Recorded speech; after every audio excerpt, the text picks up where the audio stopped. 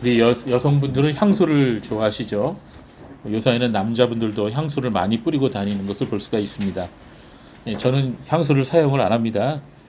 제 자신이 향수라서 제 몸에서 나는 냄새가 별로 안 좋아요. 자, 세계에서 가장 비싼 향수가 얼마가 될까요? 혹시 아세요? 기네스북에 기록된 가장 비싼 향수로 이름을 올렸던 클라이브 크리스찬 넘버원 임페리얼 마제스티라는 향수가 있습니다. 굉장히 이름도 기네요. 2005년 출시 당시 단 10병만 제조되었다고 합니다. 그런데 이 향수가 1온스에, 이 온스라고 하면은 밀리미터로 환산하면 약 30밀리미터, 굉장히 작은 양이죠. 1온스의 자그마치 얼마냐? 12,721달러. 그러니까 우리나라 돈으로 환산하면 약 1,400만 원 전후가 된다는 것입니다. 1온스가 그래요. 향수병도 너무 비싼 병을 써서 이 향수가 들어있는 한 병이 보통 2억 5천만 원 정도 한다고 합니다. 자, 이런 향수 여러분 뿌리고 다니고 싶으세요? 근데 만약에 어떤 사람이 향수를 샀다가 통째로 여러분 몸에 부었다고 하면 어떻게 될까요? 그러면 여러분 하늘나라로 증발해 버릴까요? 예, 마가복음 14장 3절부터 오늘 본문이죠. 보면 예수님께서 베다니라고 하는 동네에서 이 시몬이라는 사람이 집에 머무셨다고 말씀하고 있습니다. 그런데 이 시몬을 사람들이 뭐라고 불렀냐? 문둥이 시몬이라 이렇게 불렀다. 하도 못생겨서 문둥이 시몬이라고 부르는 게 아니라 이 시몬이 과거에 문둥병자였어요. 근데 예수님을 만나갖고 고침받았습니다. 그리고 지금은 이제 멀쩡해진 거죠.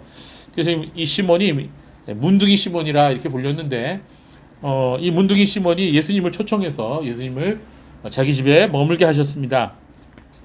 하루는 음식을 잡수고 계시는데 한 여인이 들어왔어요. 그 손에는 매우 값진 순수한 나드 향유 한 옥합을 가지고 들어왔습니다. 그리고 그 옥합을 그 자리에서 깨뜨리고 그 속에 담긴 향유를 아낌없이 예수님의 머리에 부었습니다. 다른 그 복음서에는 발에 부었다 이런 말씀도 있는데요. 그리고는 자기 머리털을 풀어서 예수님의 발을 닦아드렸다는 기록도 있습니다.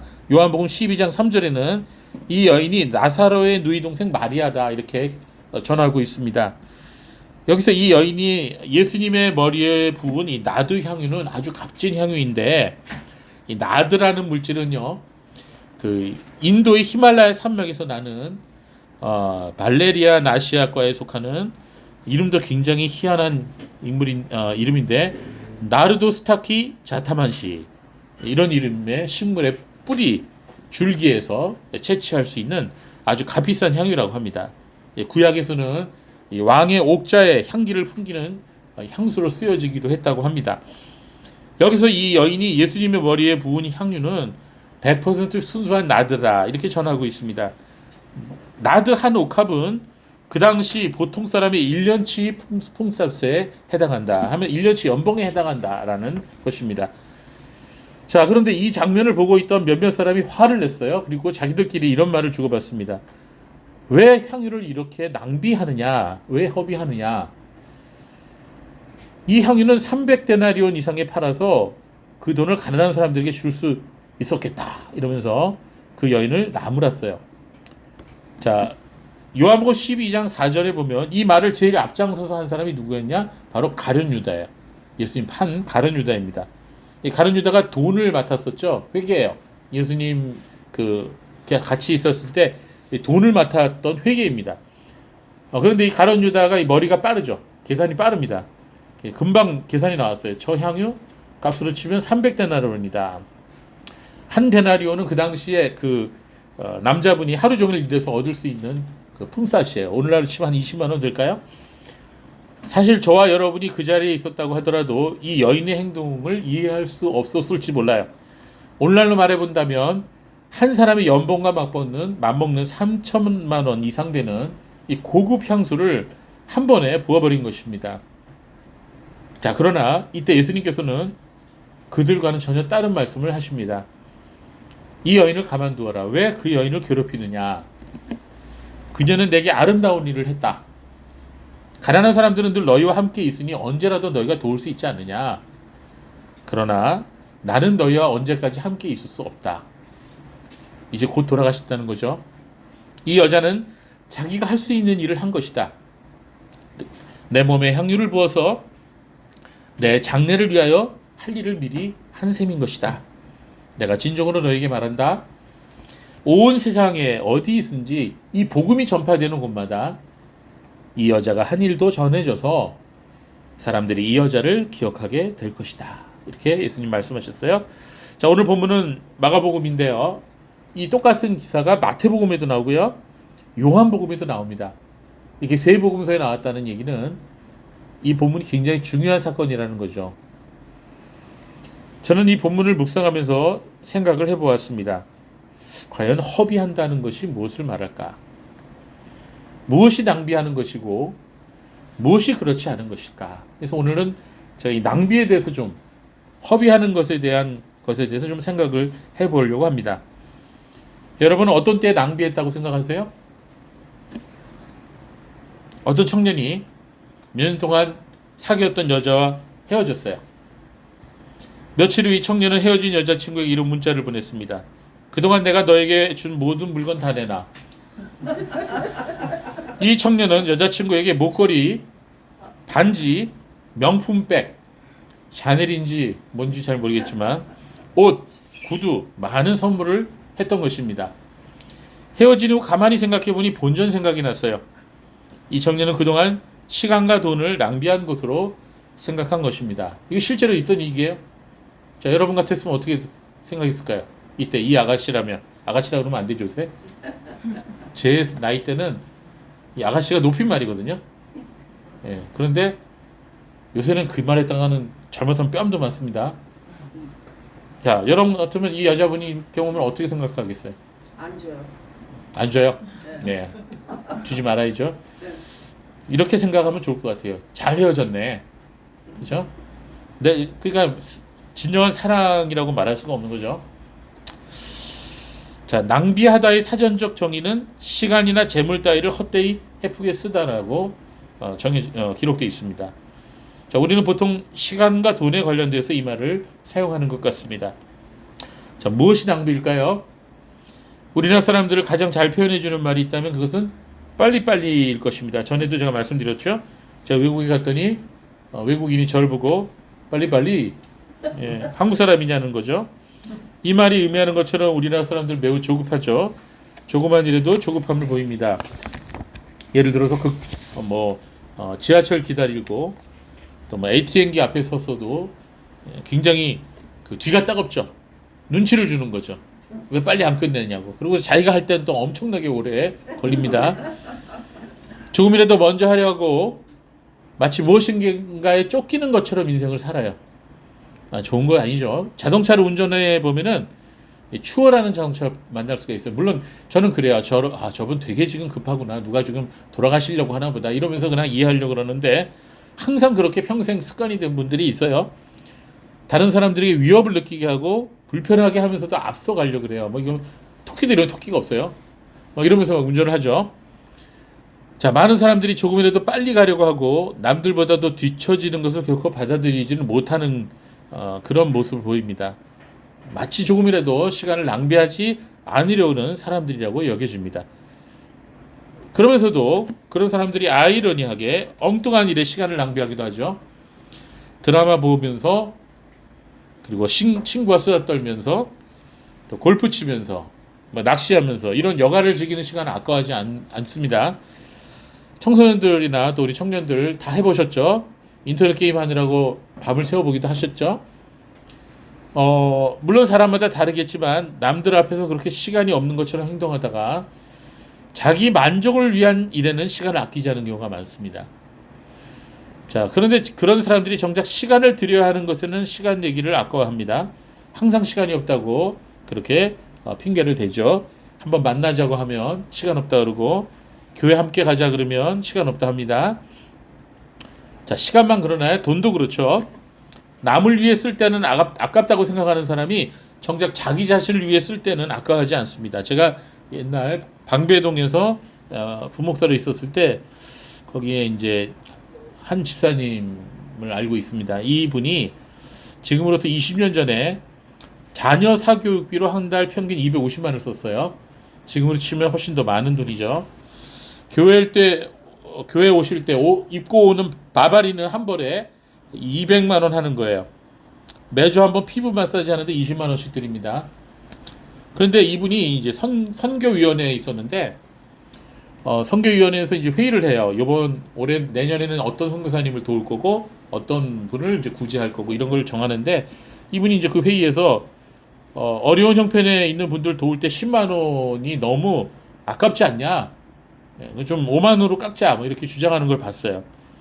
자, 그 집사님한테는 그런 경우에는 허비하는 것으로, 낭비하는 것으로 여겨지는 것입니다.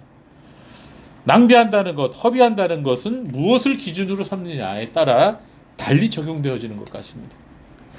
즉, 무엇을 위해 시간과 돈을 사용하느냐에 따라서 그 낭비한다는 개념이 결정되는 거죠. 세상 사람들은 그 기준이 뭐죠? 자기 자신과 자기 가족이에요. 그러나 하나님의 나라에서는 그렇지 않죠. 여러분은 어떻습니까? 여러분은 이 낭비의 기준이 무엇일까요? 우리는 종종 일평생 힘든 일을 하면서 모은 돈을 대학이나 또 사회단체에 기부하는 분들을 보게 됩니다. 근데 그분들이 부자인 경우가 그렇게 많지 않아요. 뭐 간혹가다 부자들도 있지만 자신들이 어렵게 힘들게 살아왔지만 그렇게 살면서 모은 돈을 더 어려운 이웃을 위해 써달라며 기부하는 것입니다. 아주 훌륭한 일이죠. 그분들에게는 그런 행동이 결코 낭비하는 일이 아닐 것입니다. 반면 주식 투자로 많은 돈을 잃어버리거나 도박을 해서 전 재산을 순식간에 날린 사람이 이 회사 돈을 횡령하여 쓰다가 경찰에 체포된 사람들도 있습니다. 낭비하느냐 아니냐는 무엇을 위해 쓰느냐에 달려있는 것이죠. 무조건 안 쓰는 게, 절약하는 게 낭비하지 않는 것이라는 생각은 잘못된 것입니다. 무조건 쓰지 않고 모아두는 것은 결코 좋은 것이 아니라는 것입니다. 성경은 땅에 묻어두는 것이 낭비하는 한 가지 행동이라고 말하고 있습니다. 하나님께서 주신 달란트를 사용하지 않고 그냥 땅에 묻어두는 것은 낭비하는 거죠. 이것은 또 낭비의 또 다른 모습인 것이죠. 성경은 우리가 돈과 시간을 잘못 사용하는 것 또한 낭비하는 것이다, 이렇게 말씀하고 있습니다. 나 자신을 위해 사용하고 다른 사람을 위해서 인색할 때 그 또한 낭비하는 것입니다. 자신만을 위해 돈과 재물을 쌓아놓는 사람들, 낭비하는 사람들입니다. 어떤 사람에게 만약에 재물이 있다면 그것은 하나님의 뜻을 위해 그 재물을 사용하라고 주신 거예요. 만약에 우리가 그걸 잘 사용하지 못한다면 언젠가 그것은 그 사람을 떠날 것입니다. 자, 여러분, 우리가 하나님의 일을 할 수 있을 때 그때 즉시로 우리가 순종하는 것, 그것이 지혜로운 것입니다.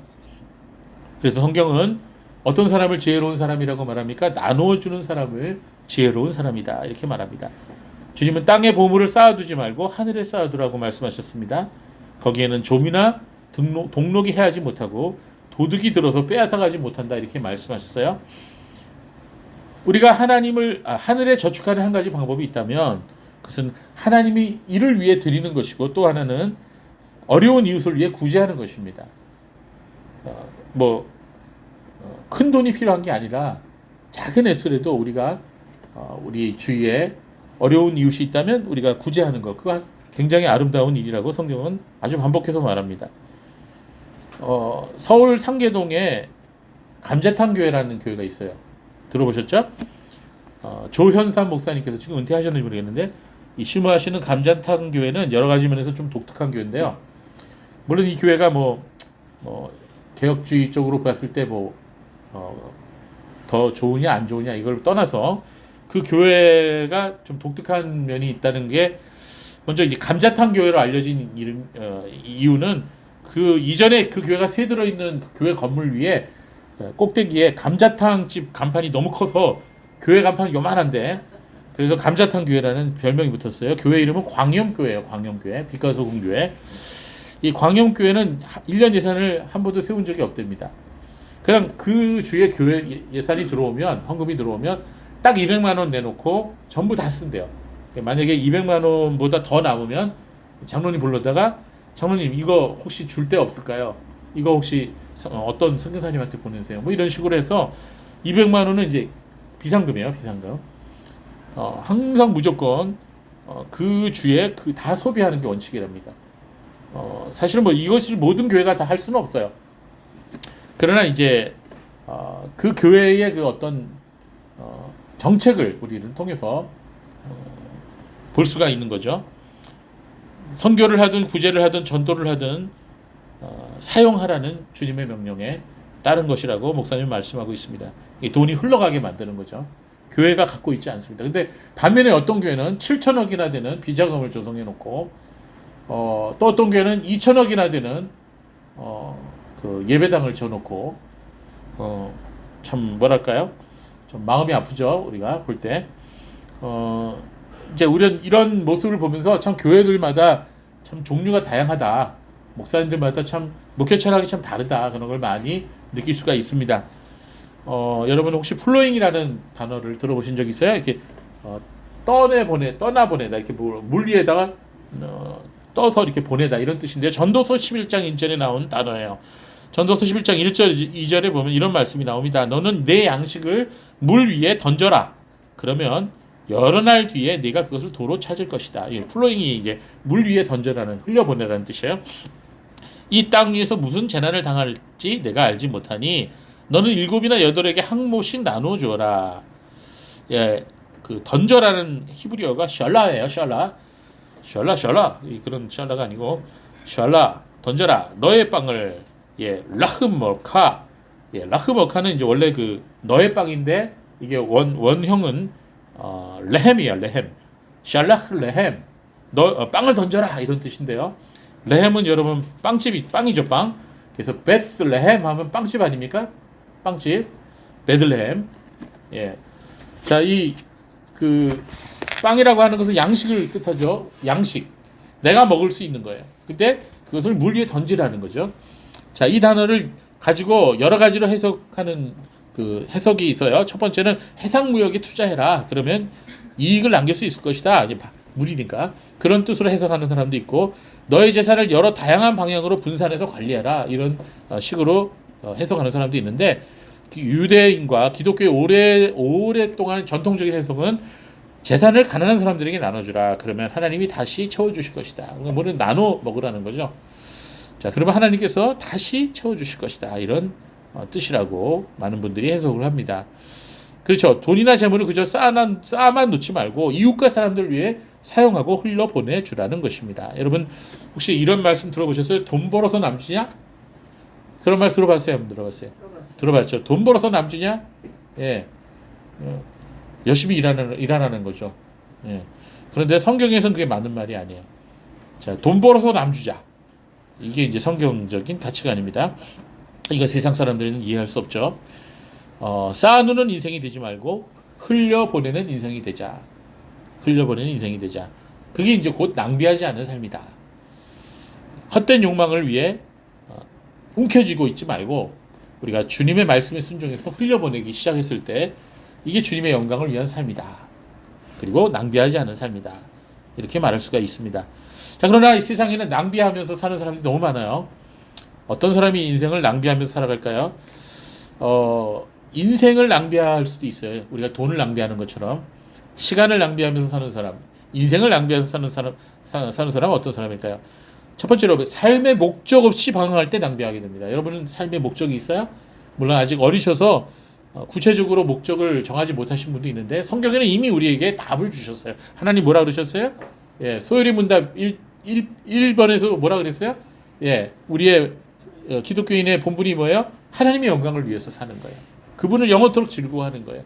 그게 우리의 삶의 목적이에요. 물론 이것이 구체적으로 우리가 어떻게 해야 되는지 잘 모를 때가 있어요. 예, 그렇지만 분명히 하나님의 영광을 위한 삶이 우리의 삶의 목적이라고 말씀할 수 있어요. 거기에 대한 구체적인 그런 계획은 우리가 계속해서 성경을 공부하면 하나님께서 우리에게 가르쳐 주셔요. 우리에게 맞는 계획들이 생각나게 될 겁니다. 근데 이 삶의 목적이 없는 사람들이 있어요. 그럴 때 방황하게 되고 결국 인생을 낭비하게 되죠. 정말 열심히 일한 것 같은데 나름대로 최선을 다한 것 같은데 지금 나 자신을 돌아볼 때 아무것도 이룬 것이 없다고 생각하는 분들이 있어요. 왠지 나이만 먹은 것 같고 헛사는 것 같다고 생각하실지 모르겠습니다. 자식들을 위해서 희생했고 가족들을 위해서 사느라고 나 자신을 조금 더 돌아보지 못했는데 어느덧 나이가 들고 삶의 의미가 사라져버리지는 않았나, 이런 생각하시는 분들이 있습니까? 그럴 때 고민하지 마시고 하나님 말씀 앞으로 나오세요. 성경은 우리에게 분명히 말씀하고 있습니다. 우리가 하나님의 영광을 위해 살 때 우리의 삶이 낭비하지 않는 삶이 될 수 있다, 이렇게 말씀하고 있어요. 여러분, 저는 항상 이 생각을 하고 있어요. 하나님의 뜻을 위해서 사는데 긴 시간이 필요하지는 않다. 꼭. 예. 예수님은 3년 동안 하나님의 뜻을 다 이루셨잖아요. 우리가 하나님의 뜻을 행하는 데는 하루만이라도 충분할 수 있어요. 하루만이라도. 예. 하루든 1년이든 우리가 하나님의 뜻을 행하는데 중요한 것은 어떤 시간이라기보다는, 시간의 양이라기보다는 우리의 마음인 것 같아요. 우리 순종하는 마음, 순종하는 자세. 그래서 우리가 하나님의 영광을 위해 살 때 우리의 삶이 낭비하지 않은 삶이 될 수 있다. 이게 오늘 말씀의 주제예요. 여러분, 이것을 곰곰이 한번 생각해 보시고 이걸 위해 기도하시기를 바랍니다. 보람된 삶이 되기 위해서는 하나님의 영광을 위한 삶이 되어야겠다. 우리 어린 자녀 여러분들도 젊으시다고 생각하시는 것으로 그치지 마시고, 이 젊음을 내가 과연 하나님의 영광을 위해 산다는 게 뭘까? 내 이 나이 때 이걸 한번 좀 구체적으로 생각해 보시고 한번 일기장에 한번 써내려 가시기 바랍니다. 여러분, 일기 쓰세요? 일기 쓰시는 분 혹시? 저도 일기를 참 많이 썼는데 옛날에 일기 한번 잘못 어떤 사람한테 들켰다가 혼난 적이 있어요. 과거에 제가 이제 사귄 자매들 얘기를 이렇게 거기다 적어놨는데 그거 들켜갖고 아주 한번 호되게 혼난 적이 있습니다. 예, 뭐 좋습니다. 뭐 일기는 마음에만 쓰세요. 뭐든지 기록에 남기시면 문제가 될 수가 있습니다. 어쨌든 여러분, 일기를 쓰는 건 좋은 겁니다. 예, 여러분 일기를 쓰면서 문장력이 굉장히 발전하고 내 사고력이 굉장히 늘어나고요. 내 인생이 정리가 돼요. 그래서 여러분 일기는 쓰는 게 참 도움이 됩니다. 비밀번호 잔뜩 걸어 놓으시고 요새는 이제 컴퓨터에서 쓰면 되잖아요. 스마트폰이나. 어쨌든 뭐 여러분 내가 하나님의 영광을 위해서 사는 게 뭘까? 1번부터 쭉 한번 기록해 보세요. 구체적으로. 그리고 실천을 한번 해보세요. 자, 하나님의 영광을 위해 산다는 것이 무엇일까? 이게 이제 우리 평생의 질문입니다. 예수님께서는 제자들에게 이렇게 말씀하셨어요. 너희 하나님을 사랑하고 내 이웃을 내 몸과 같이 사랑하라. 이것이 율법이요 선지자니라. 즉 하나님의 말씀을 축약하면 이 한 문장이라는 거예요. 너희 하나님을 사랑하고 내 마음을 다해서, 내 몸을 다해서, 내 생명을 다해서 사랑하고 하나님을, 내 이웃을 내 몸과 같이 사랑하라. 예, 이게 이제 하나님의 영광을 위해 사는 것의 가장 좋은 한 문장이라고 생각해요.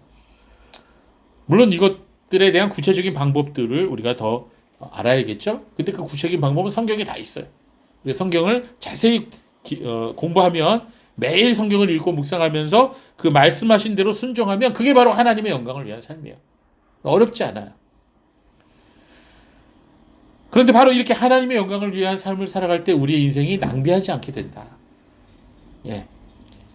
그 반대가 뭐예요? 하나님의 영광에서 멀어지면 우리 인생 낭비하게 된다는 거예요. 이게 성경의 법칙이에요.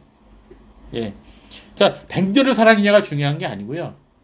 무드셀라처럼 969세 뭐 그게 중요한 게 아니라 에녹처럼 300년만 살아도 300년 엄청나겠죠. 그 당시 평균 수명의 요새로 치면 30년만 살아도 예, 하나님의 영광을 위해 살았다면 그 사람은 100년, 200년, 1000년 산 사람보다 훨씬 값진 인생을 산 거예요. 그렇습니다. 삶의 목적 없이 방황할 때 낭비하게 됩니다. 우리 인생에서 무엇보다 삶을 낭비하게 만드는 게 있는데 그게 뭐예요? 죄예요. 죄. 죄악입니다. 죄는 인생을 낭비하게 만들어요. 여러분 혹시 물 먹는 하마라고 들어보셨어요? 니 하마 말고 물 먹는 하마요. 예, 아죠. 습기 제거제 맞습니다. 요새같이 이 습기가 많은 그런 데 많이 사용되죠. 근데 시간 먹는 하마가 있어요. 시간 먹는 하마. 우리 인생을 쪽쪽 빨아먹으면서 시간을 헛되이 살도록 보내도록 하는 것이 있습니다. 그게 바로 죄예요. 죄는 우리 인생을 다 말아먹습니다. 네. 어떤 사람은 한순간의 쾌락을 위해서 수억 원의 돈을 지불하기도 하죠. 마치 한 그릇 팥죽을 먹기 위해 장자의 명분을 팔아버린 누구죠? 에서처럼. 지금 현재 배가 고프다고, 욕망이 너무나 끌어오른다고, 그걸 얻기 위해 영원한 가치도 팔아버리는 육신적인 삶을 살아가는 존재들이 인생을 낭비하며 살아가는 사람들이다. 이렇게 성경 말씀을 말씀하고 있어요. 우리 자신도 그런 인생을 살지 않았는지 오늘 돌아봅시다. 죄는 사람의 영혼을 파멸시킬 뿐만 아니라 하나밖에 없는 삶을 헛되이 살도록 만들죠. 예외가 없습니다. 한 인간의 삶을 낭비하고 허비하게 만드는 게 바로 죄입니다. 오염된 물은 마실 수 없죠. 부패한 빵은 먹을 수 없습니다. 내 영혼이 죄로 인해 오염되고 더럽혀질 때 내 몸과 마음 또한 더럽혀지죠. 그리고 다른 사람에게 행복을 주는 존재가 되지 못하고 상처 주고 짐이 되는 사람이 되는 것입니다. 그렇다면 우리가 어떻게 인생을 낭비하지 않으면서 살 수 있을까요? 유명한 성경 공부 교재 중에 크로스웨이 성경 공부라는 게 있어요. 혹시 여러분 들어보셨어요? 해보신 분? 예, 저는 크로스웨이 교사 자격증도 갖고 있어요. 그런데 이 크로스웨이는 너무 방대해서 공부하다 지쳐요. 몇 년을 해야 되니까. 예, 웨스트민스터 훨씬 좋아요. 어쨌든 이 크로스웨이도 참 좋은 성경 공부인데 첫 번째 과에 그림 2개가 나옵니다. 여러분 피자 좋아하세요? 예. 피자가 2개가 나오는데 이것은 우리의 삶을 나타내는 피자예요. 한쪽 피자는 여러 조각이 있는데 그 조각 위에 우리의 삶의 관심사를 나타내는 단어들이 적혀 있어요. 그림과 함께. 한쪽에는 일과 직업, 또 한쪽에는 가족, 또 사랑, 그 다음에 뭐 여러 가지 다른 것들, 취미생활. 그리고 그 중에 한 조각이 신앙생활이에요. 십자가와 성경 말씀, 교회가 그려져 있어요. 자, 이게 이제 한 사람의 인생을 나타내는 피자 조각, 피자입니다. 또 한쪽에 피자가 있는데 이 피자는 좀 달라요. 어떻게 생겼냐면 옆에 피자하고 똑같지만 정중앙에 동그라미 하나 더 있어요. 거기에 바로 예수 그리스도가 있어요. 예. 자, 왼쪽, 오른쪽 다 교회 다니는 사람들의 인생을 그림으로 그려놨는데요. 한쪽은 신앙생활을 뭐로 생각하는 거예요? 액세서리로 생각하는 거예요. 여러분 액세서리가 뭔지 알죠? 네. 영어로 액세서리는 necessity의 반대말이죠. 그러니까 necessity는 필요 불가결한, 꼭 있어야 되는 거고 액세서리는 있어도 좋고 없어도 좋은 거. 그래서 액세서리예요. 귀걸이, 코걸이 없어도 좋잖아요. 그렇죠? 없어도 예뻐. 그렇지? 응. 오늘 안 하고 오셨네. 응. 자, 여러분 옛날 사람들은 코걸이도 많이 하고 다녔죠. 답답해서 어떻게 다녔는지 몰라. 예. 어쨌든 여러분 이게 다 액세서리죠. 있어도 좋고 없어도 좋아. 자, 신앙생활이 액세서리라 이거예요. 피자의 한 조각이지. 그러나 또 다른 한쪽의 피자는 모든 조각의 중심에 예수 그리스도가 계세요. 즉, 그 사람에게는 신앙의 액세서리가 아니에요. 그 사람은 삶의 중심에 예수님이 계세요. 자, 이 한쪽에 액세서리로 신앙을 생각하는 사람은 하나님 나머지 인생은 내 인생인 터치하지 마세요. 이렇게 살아가죠. 그래서 교회를 떠나면 예수 믿는 사람인지 아닌지 구분이 안 갈 수도 있어요. 그러나 이쪽에 있는 분은 중심 되신 그리스도, 즉 예수님을 모시고 그분을 주인으로 섬기고 사는 사람이죠. 어떻게 하면 주님이 기뻐하실까? 예수님이라면 어떻게 하실까? 매사에 이런 질문을 하면서 사는 사람이죠. 그리고 그 뜻대로 살려고 애를 쓰는 사람이죠. 물론 넘어질 수도 있고 죄를 지을 수도 있고 부족할 수도 있지만 그러나 항상 그 중심을 다시 회복하고 지키죠. 자, 여러분 묻습니다. 어떤 그림이 우리들의 삶을 나타내주고 있을까요? 우리의 신앙은 액세서리입니까? 아니면 나의 생명입니까? 신앙을 액세서리로 삼고 사는 사람은 교회 다닌다 할지라도 그의 삶을 허비하면서 살아가게 된다는 것입니다. 하나님께서 내 삶의 중심에 계시고 내 삶의 주인이 되실 때 우리의 삶은 낭비하지 않게 됩니다. 이게 성경의 말씀이에요. 이 사실을 분명히 아셔야 됩니다. 우리가 그리스도께 우리의 삶을 온전히 헌신하지 못한 만큼 그만큼 우리의 삶은 허비하게 된다는 것입니다. 그래서 우리가 정말 우리의 그동안의 삶은 어떻게 살아왔든 간에 우리의 남은 삶을 낭비하지 않으려면 우리가 주님과 동행하는 사람이 되면 돼요. 우리가 주님을 중심에 모시고 주님의 말씀을 귀 기울이면서 그 말씀대로 살려고 기도하고 하나님 앞에 구할 때 그만큼 우리가 인생을 값지게 살 수 있다는 것을 말씀드리고 싶어요. 자, 그렇습니다. 오늘 말씀의 제목처럼 하나님의 나라를 위해 살 때 인생을 허비하지 않게 됩니다. 하나님의 영광을 위해 살 때 인생을 낭비하지 않습니다. 자, 제가 하나님의 영광을 위해 살다가 천국으로 가신 사람들 이야기를 하나 들려드릴게요. 1956년에 미국 전역을 큰 충격으로 몰아넣었던 한 사건이 있었습니다. 여러분 이 이름을 이야기하면 이미 아는 분은 알 거예요. 짐 엘리엇이라고 하는 청년과 5명의 젊은이들이 짐 엘리엇을 포함해서 신학교를 갓 졸업하고 우리가 신학교를 졸업한 기념으로 우리가 선교 여행을 가자. 그래갖고 간단하게 짐만을 챙긴 채 남미의 에콰도르라는 나라로 선교를 떠났어요. 에콰도르, 콜롬비아 바로 밑에 있는 나라인데요. 에콰도르에 이분들이 그 복음을 전하러 갔는데 이분들이 굉장히 젊은 분들이에요. 지금 막 결혼한 사람도 있었고 결혼한 지 몇 년 안 되어서 아기가 한두 살 되어 있는 그런 아빠도 있었고요. 아직 결혼하지 않은 미혼도 섞여 있었어요. 여자친구는 있고. 이 에콰도르라는 나라에는 아쿠아족이라는 아주 잔인하기로 독하기로 이름난 족속들이 그 당시 살고 있었어요. 자, 조그만 소형 비행기를 타고 해변에 내린 이들은 이 아쿠아족에게 복음을 전하기 위해서 해변가에 텐트를 치고 준비를 시작했습니다. 자, 그렇게 시작된 지 닷새째가 되는데 선교본부에서 이들이 전혀 소식이 없어서 혹시 하는 생각에 비행기를 보내었습니다. 그런데 바로 그곳 해변에서 5명의 청년들이 무참하게 살해된 것을 발견했습니다.